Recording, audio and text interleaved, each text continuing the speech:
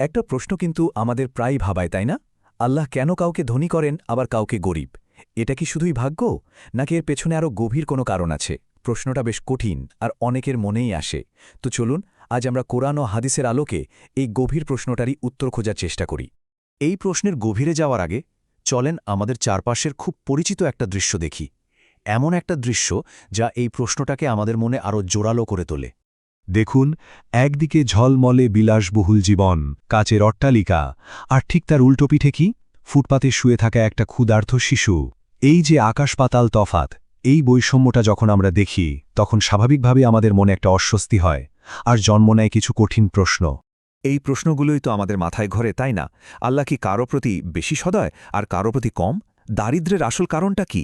ইসলাম কিন্তু এই কঠিন প্রশ্নগুলোকে এড়িয়ে যায় না, বরং এর খুব গভীর একটা ব্যাখ্যা দেয়। চলেন সেই ব্যাখ্যাটাই একটু খুঁজে দেখি। আচ্ছা, তাহলে ইসলামের চোখে বিষয়টা ঠিক কী রকম? দুটো মূল ধারণা দিয়ে শুরু করা যাক, যেটা পুরো ব্যাপারটা বুঝতে আমাদের দারুণভাবে সাহায্য করবে। ইসলামের প্রথম এবং সবচেয়ে ফাউন্ডেশনাল যে আইডিয়াটা, সেটা হলো এই দুনিয়াটা আসলে একটা পরীক্ষার হল। মানে এটা কোনো পুরস্কার বা আরামায়েশের ফাইনাল ডেস্টিনেশন না, এটা হলো একটা টেস্ট সেন্টার। আমরা প্রত্যেকেই এখানে একটা পরীক্ষা দিচ্ছি। আর এই পরীক্ষার বিষয়টা কিন্তু একদম সরাসরি কোরআনে বলা আছে। যেমন এই আয়াতটাতেই দেখুন, আল্লাহ নিজেই বলছেন যে তিনি আমাদের ভয়, ক্ষুধা, সম্পদের ক্ষতি এই সব কিছু দিয়েই পরীক্ষা করবেন। তার মানে জীবনের এই কষ্টগুলো আসলে পরীক্ষারই একটা অংশ। সবচেয়ে ইন্টারেস্টিং ব্যাপার হলো, পরীক্ষাটা কিন্তু সবার জন্যেই। সম্পদ বা দারিদ্র্য কোনোটাকেই সম্মান বা অপমানের চিহ্ন হিসেবে দেখা হচ্ছে না, বরং এগুলোকে দুই ধরনের পরীক্ষার প্রশ্নপত্র বলা যায়। ধনীদের পরীক্ষা হলো তারা শুকরিয়া আদায় করে নাকি অহংকার করে, আর গরিবদের পরীক্ষা হলো তারা ধৈর্য ধরে নাকি অভিযোগ করে। আর দ্বিতীয় যে ধারণাটা, সেটা হলো সামাজিক ভারসাম্য। এই আয়াতে ঠিক এটাই বলা হচ্ছে। আল্লাহ মানুষের মধ্যে মর্যাদার বা অবস্থার স্তর তৈরি করেছেন, যাতে সমাজটা ঠিকমতো চলতে পারে। একবার ভেবে দেখুন তো, যদি সবাই ডাক্তার হতো বা সবাই কৃষক হতো, তাহলে কি সমাজটা চলতো না? এই ঘড়ির উদাহরণটা দিয়ে ব্যাপারটা খুব সহজে বোঝা যায়।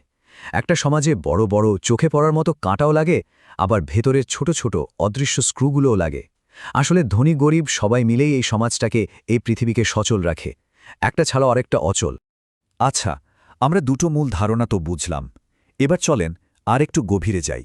দেখি যে দারিদ্র্যের পেছনে ভাগ্য, মানুষের নিজের চেষ্টা আর সামাজিক অবিচার, এই জটিল বিষয়গুলো কিভাবে একসাথে কাজ করে।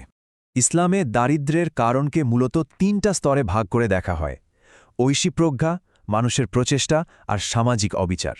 এই তিনটা জিনিস কিন্তু একটার সাথে আরেকটা জুড়ে আছে। একটাকে বাদ দিয়ে আরেকটাকে পুরোপুরি বোঝা মুশকিল। প্রথমেই আসে আল্লাহর প্রজ্ঞা বা ডিভাইন উইজডম। আল্লাহই সবচেয়ে ভালো জানেন কার জন্যে কোনটা ভালো, কতটুকু সম্পদ কল্যাণকর। অনেক সময় কিন্তু অতিরিক্ত সম্পদই মানুষকে ভুল পথে নিয়ে যায়, যা তার জন্য ধ্বংসের কারণ হয়ে দাঁড়ায়।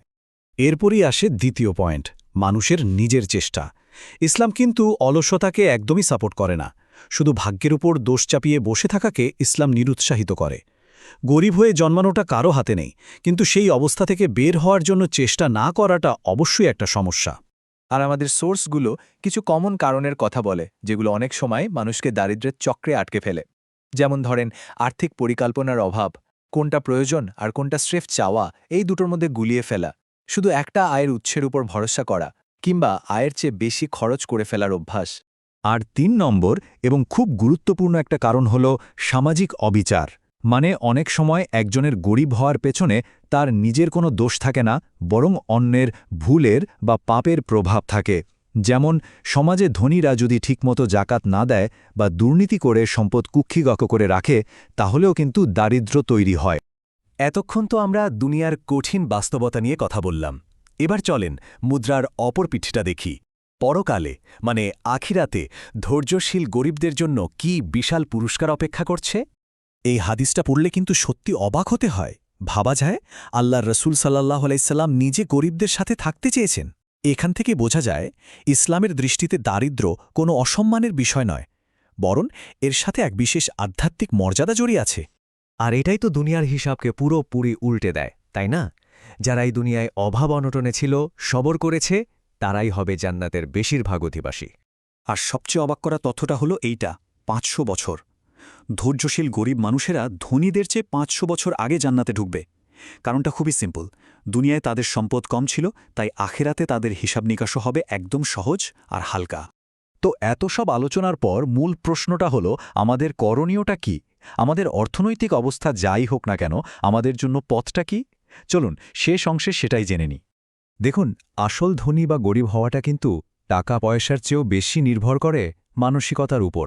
এক ধরনের মানসিকতা আছে যা সবসময় অভিযোগ করে, অন্যকে দোষ দেয়, আর আরেক ধরনের মানসিকতা আছে যা নিজের জ্ঞান আর দক্ষতা বাড়ানোর চেষ্টা করে, সবসময় উন্নতির চেষ্টা করে। ইসলাম আমাদের এই দ্বিতীয় মানসিকতাটাকেই ধারণ করতে বলে। তাহলে পুরো ব্যাপারটা কি দাঁড়ালো? আমরা যে অবস্থাতেই থাকি না কেন, আমাদের প্রত্যেকের জন্য একটা পরীক্ষা আর একটা দায়িত্ব আছে। যদি কেউ গরিব হয়, তার পরীক্ষা হলো ধৈর্য ধরে হালাল পথে চেষ্টা করা, আর যদি কেউ ধনী হয়, তার পরীক্ষা হলো কৃতজ্ঞতা প্রকাশ করা আর গরিবের হক আদায় করা। পুরো আলোচনার সারমর্ম যদি এক লাইনে বলতে হয়, তাহলে সেটা হলো এইটা: এই দুনিয়াটা নিখুঁত বিচার পাওয়ার জায়গা না, এটা হলো পরীক্ষা দেওয়ার জায়গা। আর এই বিশ্বাসটাই কিন্তু আমাদের মনের সব দ্বিধা আর প্রশ্নের চূড়ান্ত উত্তর দেয়, কারণ এই জীবনের সব হিসাবের পূর্ণ এবং নিখুঁত বিচার হবে কেবল আখিরাতে।